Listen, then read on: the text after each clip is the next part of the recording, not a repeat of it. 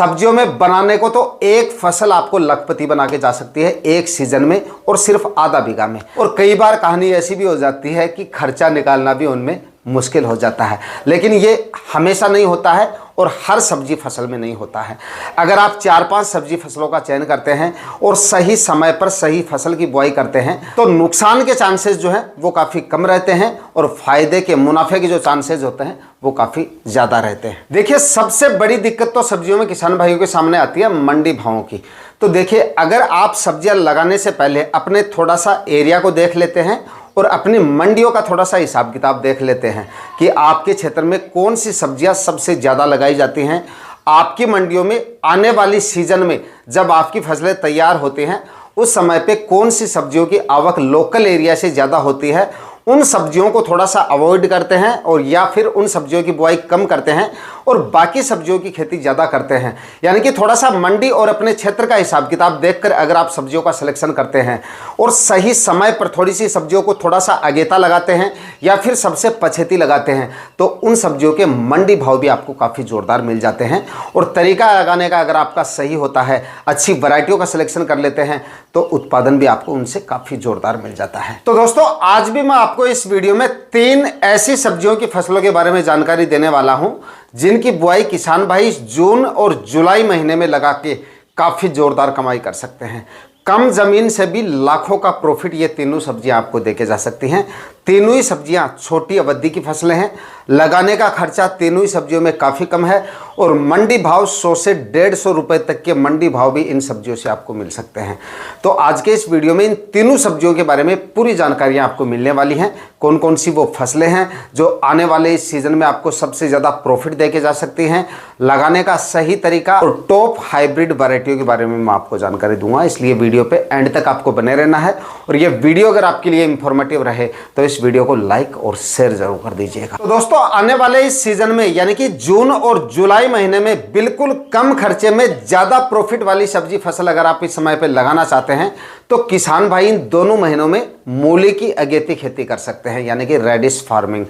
आने वाले सीजन में बहुत ही बढ़िया तो आपको इसके मंडी भाव मिलेंगे और उत्पादन भी अगर आप अच्छी वैरायटियों का सिलेक्शन करते हैं और बरसात के सीजन में थोड़ा सा ठीक तरीके से इसको लगा देंगे तो काफ़ी ज़बरदस्त कमाई ये फसल आपको करके दे सकती है। हाँ, इस फसल में थोड़ा सा रिस्क ज़रूर है, लेकिन अगर आपने ठीक तरीके से इसको ग्रो कर लिया, सही समय पर इसके बीजों की बुआई आपने कर दी तो बढ़िया मंडी भाव और बढ़िया उत्पादन की वजह से थोड़े से एरिया से ही और थोड़े से दिनों में ही काफ़ी ज़ोरदार प्रॉफिट ये फसल आपको देके जा सकती है। देखिए, एक तो मूली का उत्पादन जो है ना वो काफ़ी ज़्यादा निकलता है। इसका हर एक भाग मंडियों में बिकने में जाता है, पत्ते भी साथ में जाएंगे और जड़ भी साथ में जाती है। इस वजह से इसका उत्पादन भी काफ़ी ज़ोरदार बैठ जाता है और लगाने के बाद में थोड़े ही दिनों में ये आपको उत्पादन दे देती है।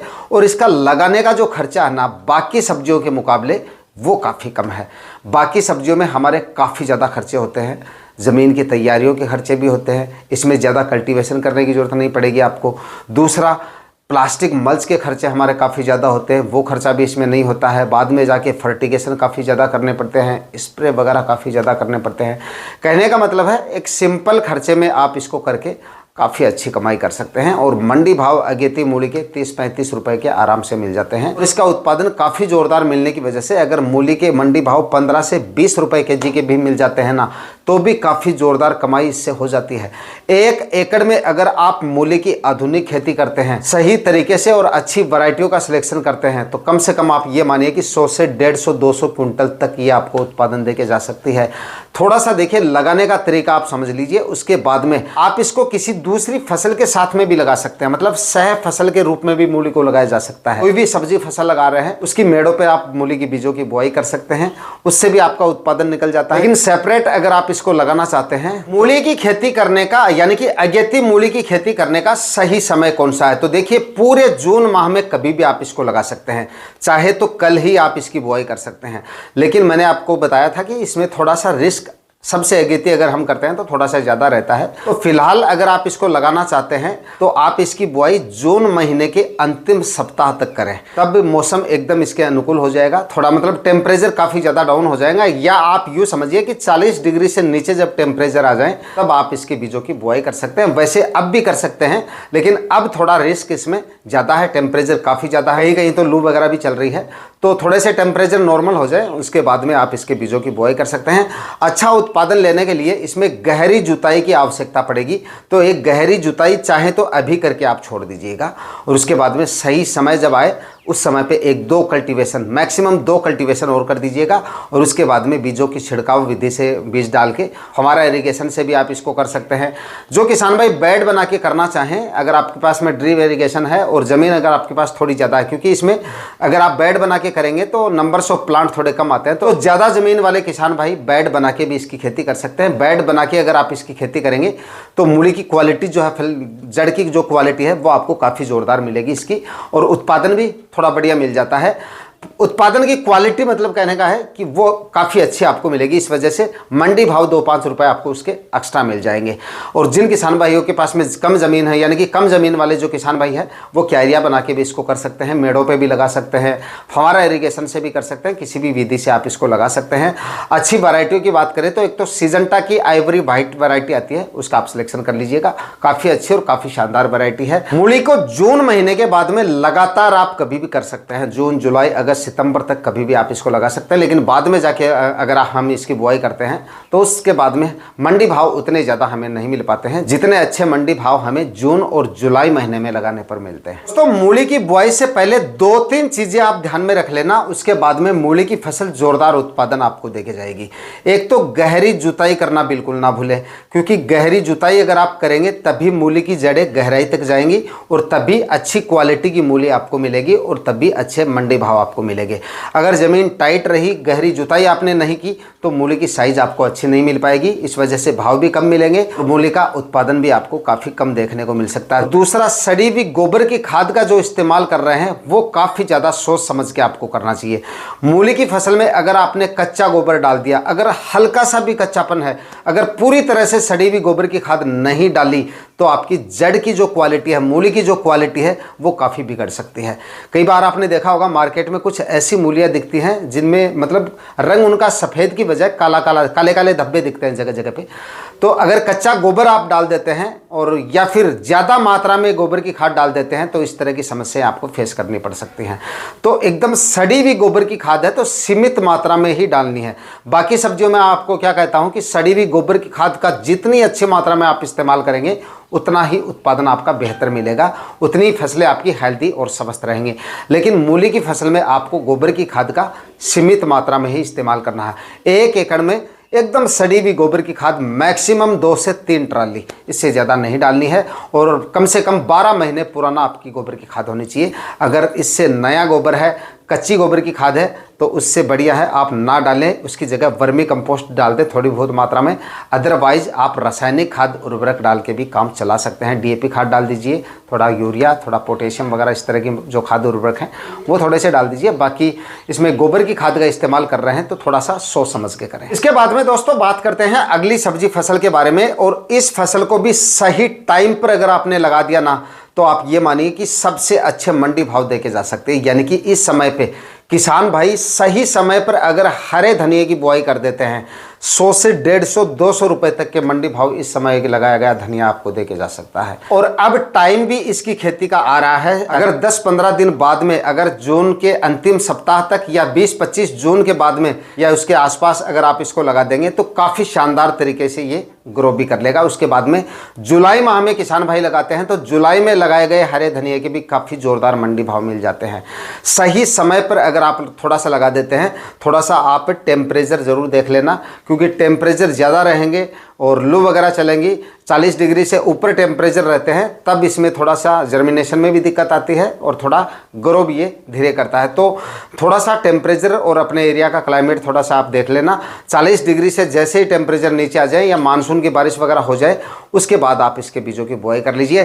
थोड़ा सा ज़मीन वगैरह की तैयारियां पहले शुरू कर लीजिए आप, और उसके बाद में समय आने पर आप इसकी बुआई कर सकते हैं। कहने का मतलब है 20-25 जून के बाद में कभी भी पूरी साल भर आप इसकी खेती कर सकते हैं। देखिए, इस समय पे लगाए गए हरे धनिये के मंडी भाव भी हमें काफ़ी ज़ोरदार मिल जाते हैं, उत्पादन भी काफ़ी ठीक निकल आता है, लगाने का खर्चा इसमें काफ़ी कम है, यानी कि ना के बराबर खर्चे में हरे धनिये को लगाया जा सकता है। और इतने सारे मंडी भाव अगर इसके मिल जाते हैं, 100 से 150 रुपए के मंडी भाव अगर किसी फसल के मिल जाते हैं, अगेती फसल होने की वजह से एक एवरेज उत्पादन भी इसका हमें मिल जाता है, तो काफ़ी ज़ोरदार कमाई इस फसल से की जा सकती है आने वाले इस सीज़न में। जो किसान भाई हर सीज़न में सब्जियां लगाते हैं, सब्जियों की खेती करते हैं, भले आप चाहे किसी भी तरह की सब्जियां लगाएं, थोड़े एरिया में आपको हरा धनिया भी लगा ही लेना चाहिए, चाहे छोटे से एरिया में आप लगा लीजिए, क्योंकि बाकी की सब्जियां अगर आप लगा रहे हैं तो मंडियों में आप वैसे भी विजिट करेंगे तो साथ में हरा धनिया भी आपका निकलता रहेगा। अगर अच्छे मंडी भाव मिल जाते हैं, ठीक उत्पादन निकल जाता है, तो इससे भी साइड में आपकी इनकम होती रहती है। इस समय पे किसान भाई अगर हरा धनिया लगाना चाहते हैं और समय अगर थोड़ा सा टेम्परेचर ज़्यादा है, तो फिलहाल एक गहरी जुताई कर लीजिए और ज़मीन को खाली छोड़ दीजिए। देखिए, इसमें भी गहरी जुताई करनी काफ़ी ज़्यादा ज़रूरी है, क्योंकि बरसात के दिनों में बाद में जाके जल भराव जैसी समस्याएं भी आ जाती हैं, जड़ गलन वगैरह की समस्या भी इसमें काफ़ी ज़्यादा हो जाती है, बाद में मॉइस्चर वगैरह काफ़ी ज़्यादा रहेगा और बारिश वगैरह भी काफ़ी ज़्यादा रहेंगी। तो एक गहरी जुताई कर लीजिए और ज़मीन को खाली छोड़ दीजिए। उसके बाद में जैसे ही सही समय इसका आ जाता है, उसी समय पर आप 2-1 कल्टीवेशन और करके इसके बीजों की आप बुआई करवा सकते हैं। देखिए, आइडिया से देखा जाए तो 15-16 तारीख के बाद में टेम्परेचर नॉर्मल हो जाएंगे, क्योंकि बाद में हर जगह पे बारिश वगैरह मतलब कुछ ना कुछ गतिविधियां होती रहेंगी बारिश वगैरह की।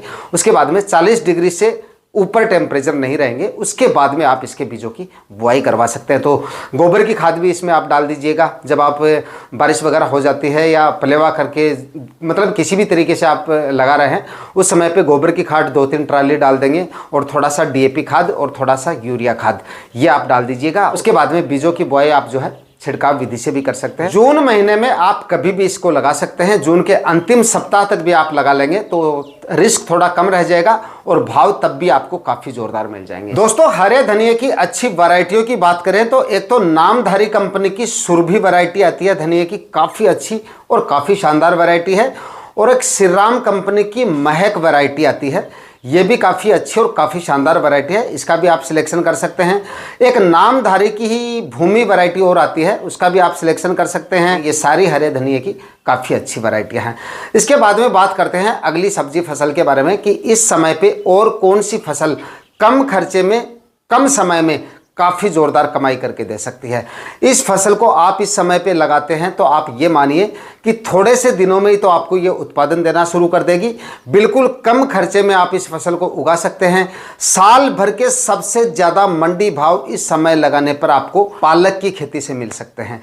अगर आप किसान भाई अगर पालक की खेती इस जून महीने में करते हैं तो काफ़ी ज़ोरदार कमाई आने वाले सीजन में थोड़े से एरिया से ही आपको मिल सकती है। तो काफ़ी ज़ोरदार कमाई आपकी थोड़े से एरिया से ही पालक की खेती से हो सकती है। अगर आप इस समय पे पालक की खेती करते हैं तो साल भर के काफ़ी अच्छे तो आपको मंडी भाव मिल जाते हैं। वैसे तो पालक सर्दियों की फसल है, लेकिन जून में मानसून आने के बाद में अगर आप इसको लगाते हैं तो आसानी से ये सर्वाइव कर लेता है, आसानी से हो जाता है, उत्पादन मिल जाता है। और अगर अच्छी वैरायटियों का सिलेक्शन करते हैं तो 2-3 बार इसकी कटाई मिलने की वजह से उत्पादन भी इसका हमें काफ़ी ज़ोरदार मिल जाता है। पालक की खेती आप किसी भी तरह की ज़मीन में बिल्कुल कम खर्चे में कर सकते हैं। इसमें कोई ज़्यादा खाद उर्वरकों की आवश्यकता भी नहीं पड़ती है और ज़्यादा ज़मीन की तैयारियों की भी आपको ज़रूरत नहीं पड़ेगी। ज़्यादा मतलब जल भराव जैसी समस्या बस आपकी खेत में नहीं होनी चाहिए। ऐसी भूमि का आपको सिलेक्शन करना है जिसमें जल भराव जैसी समस्याएं ना हो, जल निकासी की उचित व्यवस्थाएं होनी चाहिए। और अगर आपके प्लॉट में थोड़ी बहुत जल भराव जैसी समस्याएं आती हैं बरसात के दिनों में, तब तो आपको इसकी खेती बेड बनाकर करनी चाहिए। अदरवाइज किसी भी तरीके से यानी कि क्यारियाँ वगैरह बना के भी इसकी खेती है अच्छा उत्पादन आप ले सकते हैं। इसकी खेती में आपको देखिए कोई ज़्यादा खाद उर्वरकों की भी आवश्यकता नहीं पड़ती है और ज़्यादा ज़मीन की तैयारियों की भी आवश्यकता नहीं पड़ेगी। 2 एक आप कल्टीवेशन कर दीजिए। गोबर की सड़ी हुई खाद है तो 2-3 ट्राली 1 एकड़ के हिसाब से वो डाल दीजिए। थोड़ी आप DAP खाद और थोड़ी सी यूरिया खाद आखिरी कल्टीवेशन से पहले डाल के उसके बाद में बीज से बीज की दूरी 5 से 7 सेंटीमीटर रखें और लाइन से लाइन का डिस्टेंस 13 से 15 सेंटीमीटर रखें। इस हिसाब से आप पालक के बीजों की बुआई करवा सकते हैं। अच्छी वैरायटियों की बात करें तो देखिए, एक तो एडवांटा कंपनी की हरित सौभाग्य नाम से वैरायटी आती है, उसका आप सिलेक्शन कर सकते हैं। एक UPL की ही मुलायम के नाम से वैरायटी आती है, उसका भी आप सिलेक्शन कर सकते हैं। एक नामधारी की स्पाइनिस के नाम से वैरायटी आती है, उसका भी आप सिलेक्शन कर सकते हैं। अगर अच्छी वैरायटियों का सिलेक्शन करेंगे तो उत्पादन और भी अच्छा आपको मिल सकता है। अब पालक की खेती किसान भाइयों को कब तक कर देनी चाहिए, तो देखिए 15 से 20 जून के बाद में कभी भी आप इसकी खेती कर सकते हैं। समझिए कि जून के अंतिम सप्ताह से लेकर और उसके बाद में पूरे जुलाई माह तक, अगर आप जुलाई में भी लगाते हैं तब भी काफ़ी अच्छे मंडी भाव इसके आपको मिल जाते हैं।